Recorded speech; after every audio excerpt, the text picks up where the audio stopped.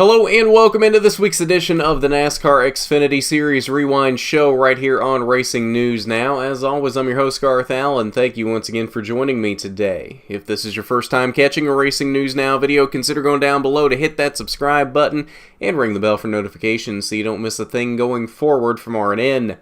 On today's Xfinity Rewind, we're looking back at Saturday's 23rd Annual Boyd Gaming 300, 213 laps, through to 19.5 miles around the 1.5 mile Las Vegas Motor Speedway in Las Vegas, Nevada. Went just slightly into overtime, actually a couple different overtimes here, 13 extra laps in this one, 200 laps was the scheduled distance. 7 total caution flags in this race for 37 laps.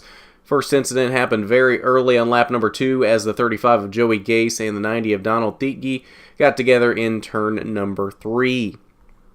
Stage 1 concluded lap 45. Cole Custer was your Stage 1 winner, leading every lap in that stage from the pole. Lap 60 was the third caution of the day as Austin Syndrich spun in turn 2 after slight contact with Zane Smith in the 8. Lap 90, Stage 2 concluded. Your Stage 2 winner would be Tyler Reddick. He had, I think, one of the 3 best cars today. There were 3 cars down the stretch that kind of solidified themselves as the real contenders for the win in this race, Reddick being one of them. Then we went a while before the next caution, lap 190, as the 99 of J.A. Avila Jr. spun in turn number 4. Lap 200 shortly afterwards, as we're right down here, we're coming to the white flag to take the white flag, and that would have made the race official. Down the backstretch, I don't know if Brandon Jones was just aggressively blocking or what exactly he was doing, but he kind of ran Cole Custer all the way down to the bottom of the track and kind of ends up turning himself off of Custer's nose, overcorrects, and ends up head on into the outside wall heading into turn number 3. He was okay after that incident. It was a very hard impact for Brandon Jones, but he was okay. So that set up the first overtime. Then we had a fairly large accident coming off of turn 4, headed to the white flag the next time around, involving the 2 of Tyler Reddick, the 8 of Zane Smith, the 20 of Christopher Bell, and the 22 of Austin Syndrich. That set up the second overtime. 12 lead changes among 7 drivers in this race. Kyle Busch led the most laps in this one, 98 total laps led by Kyle Busch in this race. Even though he had so much adversity in this race, started off the race with a loose wheel, that put him behind the 8 ball. That put him, it was either a lap or 2 laps down. I think it was just 1 lap down. Fought his way back from that, still ended up leading 98 laps and basically dominating this race. 62 laps were led by Tyler Reddick, 47 led by Cole Custer, 3 laps went to Christopher Bell, 2 laps were led by Gray Gaulding, and 1 lap led by Austin Syndrich. All right, let's get into your results. Kyle Busch won the truck race yesterday, and he followed it up by winning the Xfinity race today. 2 for 2 this weekend so far for Kyle Busch. The question is, can he make it 3 for 3 tomorrow in the Cup race? I know there's a lot of differing opinions on Kyle Busch, but I think that would actually be pretty cool for him to sweep the weekend at Vegas in his hometown. I think no matter who it is, I think that is a really cool accomplishment to be able to sweep a triple header weekend at your home track. That I feel like is a pretty cool accomplishment no matter who does it.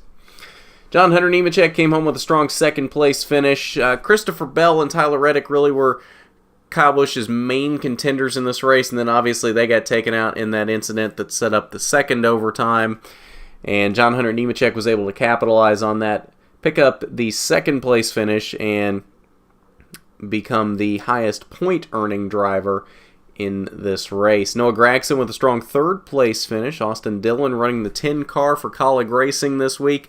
He came home in 4th, and Michael Annett, your Daytona winner, another strong run. He rounded out the top 5. And speaking of strong runs, fantastic runs here, both for Ryan Sieg in 6th in that Lombard Bros Gaming Chevy, and Ross Chastain in the 7th position in his JD Motorsports number 4 car. I am very impressed here at the beginning of the season by Ryan Sieg. He has shown speed week in and week out for these first 3 weeks of the Xfinity Series season. And honestly, I've been a little surprised by it. I've been pleasantly surprised by the speed Ryan Sieg has shown to start this season, and we'll see it when we get to the playoff grid. He might be a playoff driver this year. If he continues to run this well for the remainder of the season and can continue to put up good runs week in and week out, we could be talking about Ryan Sieg in the playoffs, which I think could be really cool. Chase Briscoe came home with a top 10 finish in 8th. His teammate Cole Custer right behind him in 9th. And Justin Haley rounded out the top 10, putting both Colleague Racing cars in the top 10. 11th through 20th, a big shout out to SS Greenlight Racing, putting both of their cars in the top 12. Ray Black Jr. in 11th, Greg Gaulding in 12th. Fantastic runs for both of them. Bobby Dotter should be very proud of his team and how they ran today in Vegas. After the incident there, to set up the second overtime, Christopher Bell lands in 13th and Tyler Reddick in the 14th position. Another solid run for Brandon Brown there in the 17th position. He continues to click off consistent top 20 finishes that are keeping him right there just below the cutoff line, still in the playoff talks, even if we are only 3 races into the season. 21st through 30th, Austin Syndrich finished in the 22nd position after his incidents on the day. Zane Smith, he had a great run going, ends up in 24th, had a top 10 car, had a really good run going, and then of course that got caught up in that incident, the final incident of the day. Just nowhere to go on that one, and it's a real shame because Zane Smith had a really good run going.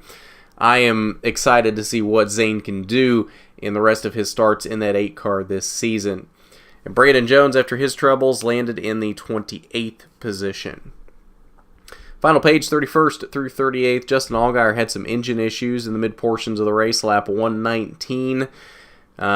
Gave a scare to the Junior Motorsports contingent that they might have an engine issue going on, but Allgaier was the only one that seemed to have that issue. All right, and that's your results from the Boyd Gaming 300. Southern accent coming out there. So we'll head over to the media center and we'll see what Kyle Busch and maybe your other top finishers had to say. I don't know. They've only been giving me the winners last week and this week, so it may just be Kyle Busch, but if we have anybody else, we'll show you what they had to say after this one as well. Yeah, obviously it didn't start off very well with having the loose wheel at the start of the race there.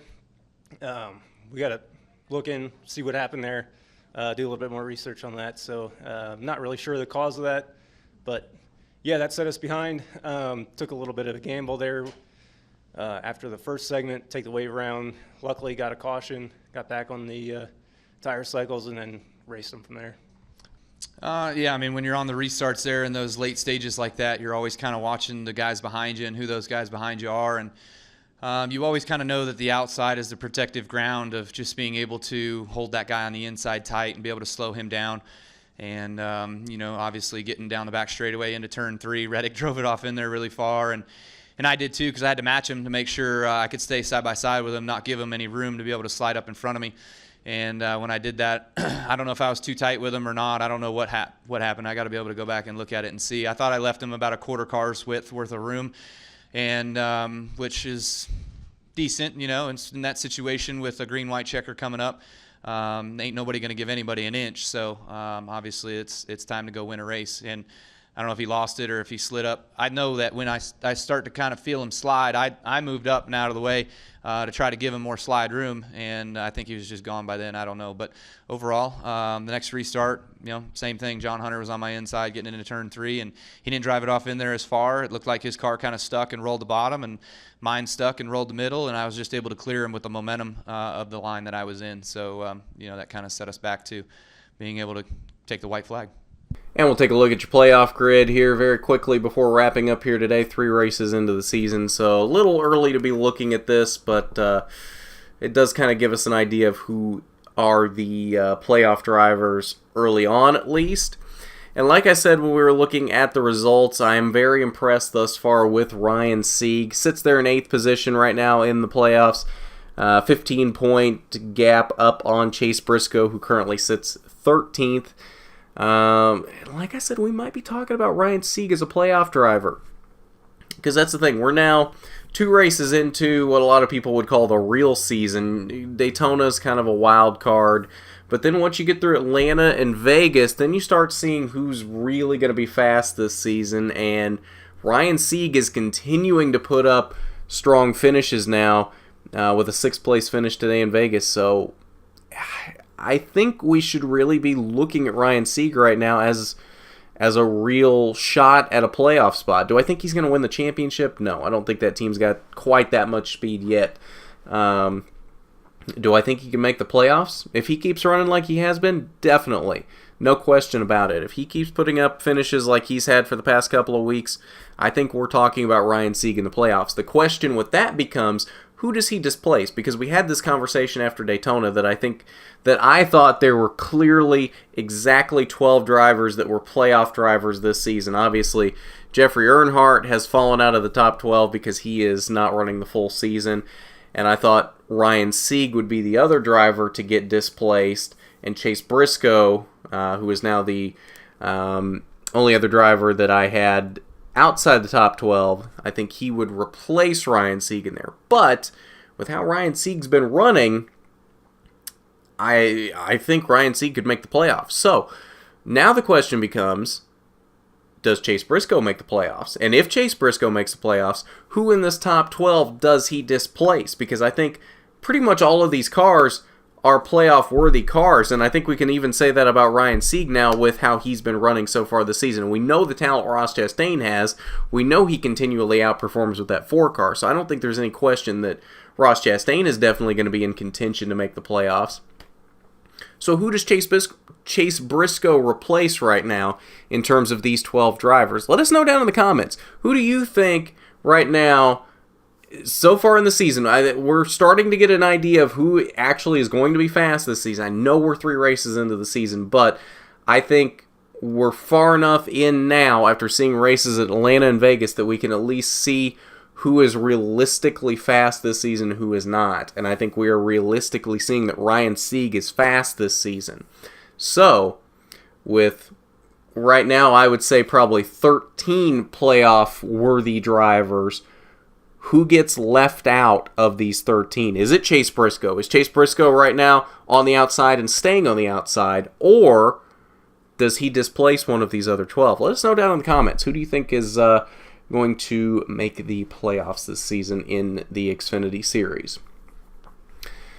But that is a quick look at your playoff grid, 3 races into the season, and I believe that will do it for us today on the Xfinity Rewind. Cup preview show coming up tomorrow morning, 10 a.m. at the normal time, previewing tomorrow afternoon's Pennzoil 400 from Vegas, and then, of course, a Cup Rewind show going up tomorrow night as well. And then, of course, Pole Position premieres, as it does every week, Monday evening at 8 p.m. to quickly recap you on everything that happened this weekend.